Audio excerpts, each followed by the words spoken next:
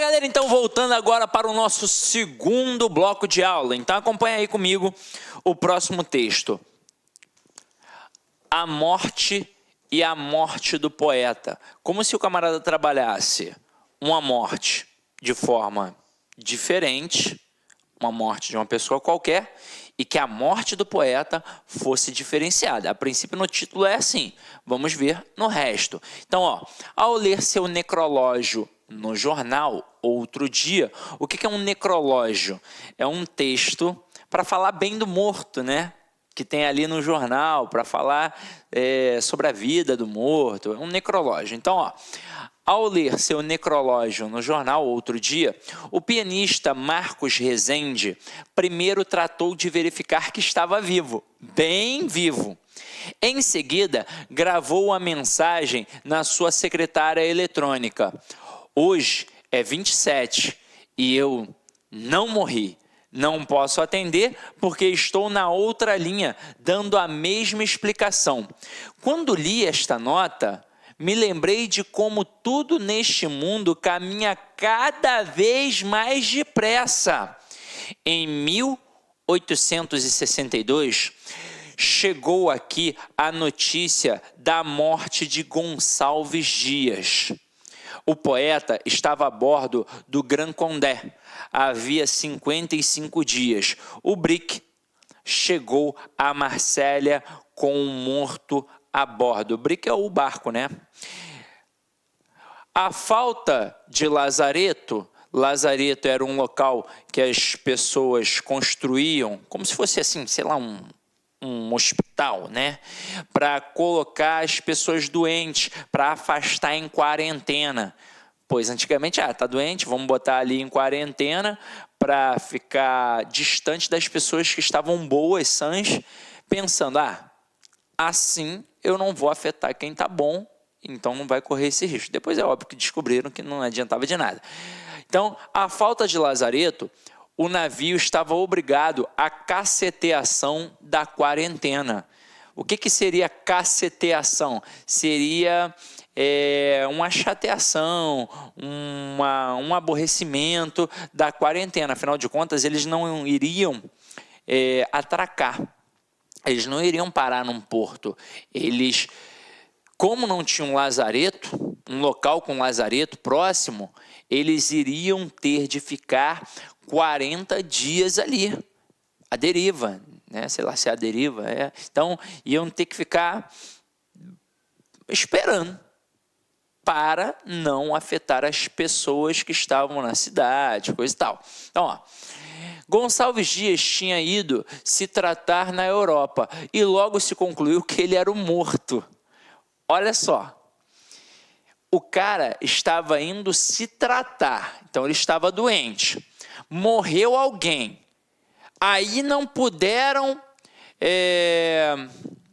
atracar o navio ali no porto, porque não tinha um lazareto. Eles tiveram que fazer a quarentena dentro do navio. Então, caramba, não tinha como a pessoa que estava lá no porto descobrir que o morto era o Gonçalves Dias ou não. Aí quem estava esperando o Gonçalves Dias pensou assim, o navio não vai atracar porque alguém morreu. Então vão fazer a quarentena lá dentro do navio mesmo. Vão colocar num quarto, alguma coisa assim, vão isolar dos outros tripulantes, mas não vão vir para cá para que as pessoas daqui fiquem doentes. Só que aí os caras pensaram, se ele veio fazer um tratamento, se ele estava doente, então foi ele que morreu. Então, chegaram a essa conclusão. A notícia chegou ao Instituto Histórico durante uma sessão presidida por Dom Pedro II. Suspensa a sessão, começaram as homenagens ao que era tido e havido como o maior poeta do Brasil. Suspeitar que podia ser mentira? Impossível! O imperador, em pleno Instituto Histórico, só podia ser verdade. Ofícios fúnebres solenes foram celebrados na corte e na província. 25 nênias saíram publicadas de estalo. O que era uma nênia, na verdade? A nênia tem dois aspectos. Poderia ser um canto fúnebre, lá na hora do enterro, ou num velório, ou então um poema triste, obviamente, sobre a pessoa. Então, 25 nênias foram publicadas de estalo, 25 poemas sobre a morte do Gonçalves Dias. Joaquim Serra, Juvenal Galeno e Bernardo Guimarães debulharam lágrimas de esguicho quentes e sinceras. O grande poeta, o grande amigo, que trágica perda. Então a galera ficou triste. As comunicações se arrastavam a passo de cágado. Mal se começava a aliviar o luto fechado. 2 meses depois chegou o desmentido. 2 meses depois. Morreu? Uma vírgula. Vivinho da Silva. A carta vinha escrita pela mão do próprio poeta. É mentira! Não morri, nem morro, nem hei de morrer nunca mais. Entre exclamações, citou Horácio. Não morrerei de todo. Todavia, morreu, claro. E morreu num naufrágio. Vejam a coincidência.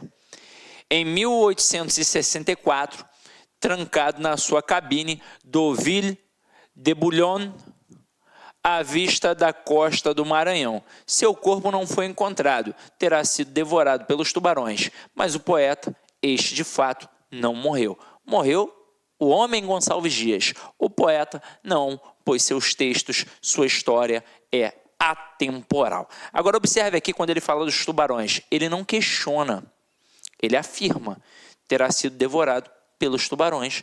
E aí, pelo teu conhecimento de mundo, você pensa, se for na costa do Maranhão, então lá tem tubarões, ok? Beleza? Então vamos lá. Vamos para a próxima questão aí. Questão 9 está assim, ó. No texto, o autor contrapõe fundamentalmente. Então ele vai fazer um contraponto. Poxa, o grande contraponto do texto, sem nem olhar as questões, é o tempo. Quando ele diz lá no início, ó. Ao ler seu necrológio no jornal, outro dia, o pianista Marcos Rezende primeiro tratou de verificar que estava vivo, bem vivo. Em seguida, gravou uma mensagem na sua secretária eletrônica. Hoje é dia 27, eu não morri, não posso atender porque estou na outra linha dando a mesma explicação. Quando li esta nota, me lembrei de como tudo neste mundo caminha cada vez mais depressa. Aí ele cita a questão do Gonçalves Dias. Em 1962 chegou aqui a notícia da morte de Gonçalves Dias. Ele fala tudo, só que o cara, assim como o próprio pianista Marcos Rezende, contestou a morte. Mas ele contestou quando? 2 meses depois. O pianista, na hora. O Gonçalves, 2 meses depois. Então aqui, ó, ele bota as boas condições do porto de Marsella em território francês, as péssimas condições do porto brasileiro localizado no Maranhão, perto do qual o navio Ville de Boulogne acabou por naufragar. Não, ele nem fala isso no texto. Agora, letra B. A demora com que a notícia da suposta morte de Gonçalves Dias no século XIX pôde ser contestada pelo poeta. A rapidez com que o pianista Marcos Rezende, contemporâneo do cronista, que é o Otto Lara Rezende, pôde contestar a própria morte. É isso.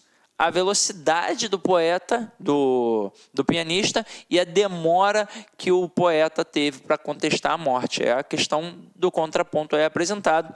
Então, gabarito, letra B de bola. Se vocês observarem, vocês vão ver que as outras opções também não tem nada a ver, ó.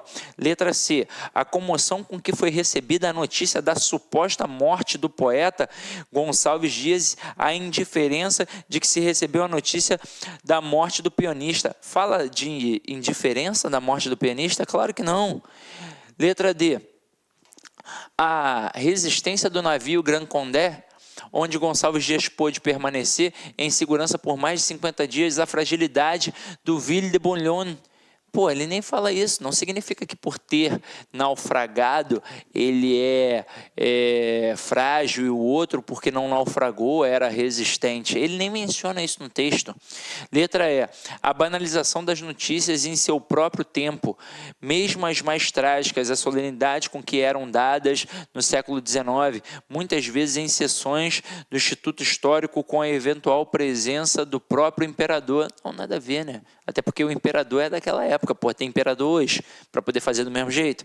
Não, né, galera? Então, ele de fato deixa uma marca bem forte de contraposição no texto, que é em relação à velocidade da identificação da morte ali. O pianista, ó, na hora, e o Gonçalves Dias só 2 meses depois. E foi isso que chamou a atenção do cara. Então, agora a gente vai para a questão 10. Na questão 10, o cara fala assim, de acordo com o texto, mais uma vez você vai perceber que uma resposta estará ali dentro. A falsa notícia da morte de Gonçalves Dias teria se originado de uma conjunção de acontecimentos que incluem. Nós sabemos o que aconteceu. Ele estava indo para se tratar e no meio do caminho alguém morreu. Como não puderam aportar ali no porto, eles tiveram que fazer a quarentena. Então, chegaram à conclusão de que quem havia morrido teria sido Gonçalves Dias. Foi um mal entendido. Então, vamos lá. Letra A aqui. A morte de um passageiro no navio em que ele viajava, sim. A impossibilidade dos passageiros do navio cumprirem um período de quarentena em terra, pois não tinha um lazareto, e a motivação da viagem do poeta para a Europa. Qual era a motivação? Se tratar, ou seja, ele estava doente. Então, gabarito só pode ser a letra A de cara, mas vamos dar uma olhada nas outras. A inexistência de lazareto no Grand Condé. Pô, o lazareto não fica dentro do navio, o lazareto ficava nos locais, nas cidades. A motivação da viagem do poeta para a Europa, até aí tudo bem, né? Essa parte aqui tudo bem. E as falhas de comunicação entre o navio e o porto de Marsella, não, até porque ficaram sabendo que tinha tido um morto e provavelmente não permitiram que o navio aportasse. Letra C, a impossibilidade dos passageiros do navio cumprirem um período de quarentena interna, beleza. A presença do imperador no Instituto Histórico e as homenagens feitas no navio ao grande poeta, então foi por isso que pensaram que ele morreu, porque o imperador estava lá no Instituto Histórico. Não, né, gente, pelo amor de Deus. Letra D, a morte de um passageiro no navio, sim, que ele viajava, a motivação da viagem do poeta para a Europa, sim, e as falhas de comunicação entre o navio e o porto de Marsella. Não, isso inclusive nem é mencionado no texto. Letra E, a inexistência de lazareto no Grand Condé, a morte de um passageiro no navio e as homenagens feitas no Brasil ao brasileiro, ao grande poeta. Não, né? Nada a ver, né, galera? Então, não é isso, não. Então, gabarito sem sombra de dúvidas, como a gente assinalou, letra A. Próximo texto aí, para a gente brincar um pouquinho, ó. Em defesa da dúvida. Esse texto é bom, muito legal, ó.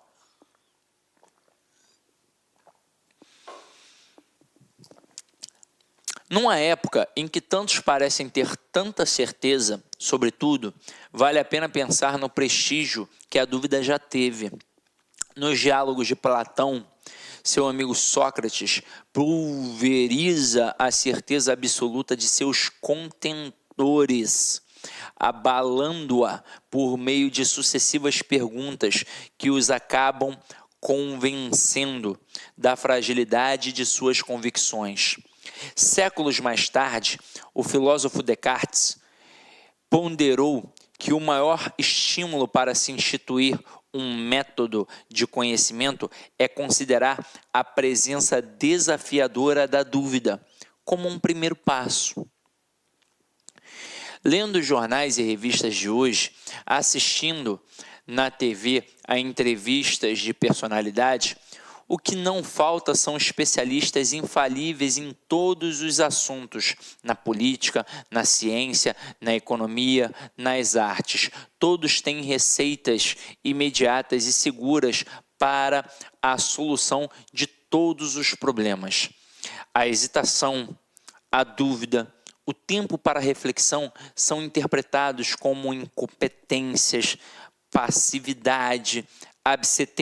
absenteísmo. O que seria absenteísmo? Essa palavra louca que aparece aqui. Isso é o cara que falta ao trabalho, tá? Preguiçoso, né? Enrolão. É como se a velocidade tecnológica que dá o ritmo aos nossos novos hábitos, também ditasse a urgência de constituirmos nossas certezas. A dúvida corresponde ao nosso direito de suspender a verdade ilusória das aparências e buscar a verdade funda daquilo que não aparece. Então, olha só isso que aqui que interessante, ó.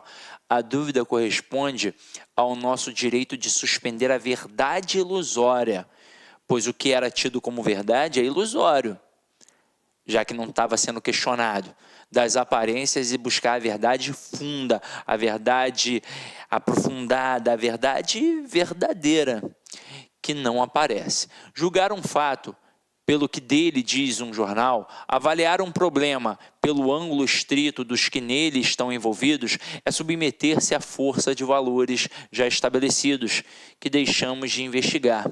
A dúvida supõe a necessidade que tenha consciência de se afastar dos julgamentos já produzidos, permitindo-se assim o tempo necessário para o exame mais detido da matéria a ser analisada. A dúvida pode ser o primeiro passo para o caminho das afirmações que acabam sendo as mais seguras, porque mais refletidas e devidamente questionadas. Ok? Então vamos lá. Vamos para a próxima questão aqui. Questão 11.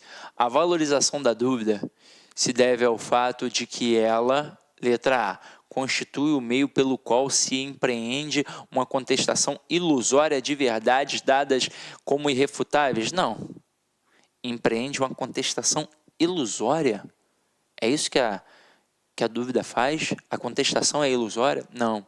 Letra B. Vale-se astutamente de sua fragilidade como método para poder impor algumas verdades definitivas? Claro que não. Ou seja, a dúvida, ela astutamente se vale da fragilidade? Olá, meus amigos, minhas amigas, eu sou o professor Lac e com muito prazer, muita satisfação, estou aqui para apresentar uma grande proposta pedagógica para você. Mas antes disso, eu gostaria de pedir para você desculpas porque eu estou interrompendo o seu vídeo. Mas essa videoaula é uma aula demonstrativa para você conhecer o potencial da LAC Concursos. Nós aqui da LAC Concursos somos um site especializado em concursos públicos, principalmente na área de segurança pública do estado de Mato Grosso. E nós preparamos vários cursos online específicos para vocês. Este vídeo é um vídeo destinado para aquele que sonha ser soldado combatente da nossa gloriosa Polícia Militar ou do nosso Corpo de Bombeiros Militar. Então, nosso curso é 2 a 1. Ah, professor, tem matérias comuns? Sim, 80% são disciplinas comuns.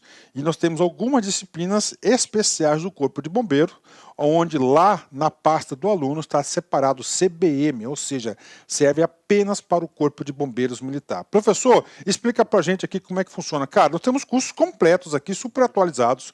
Temos o curso online, tá? 10 de R$40, melhor custo-benefício, tanto para PM quanto para Corpo de Bombeiros. Temos o nosso curso presencial, que é 10 de 120.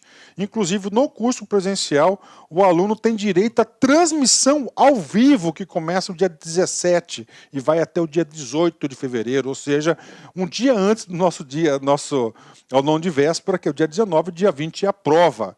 Temos também o aulão de véspera presencial, tá, que custa apenas, olha só, R$100, você divide aí em 10 vezes, e nosso aulão de véspera online. Esse aulão de véspera nosso são de 10 horas.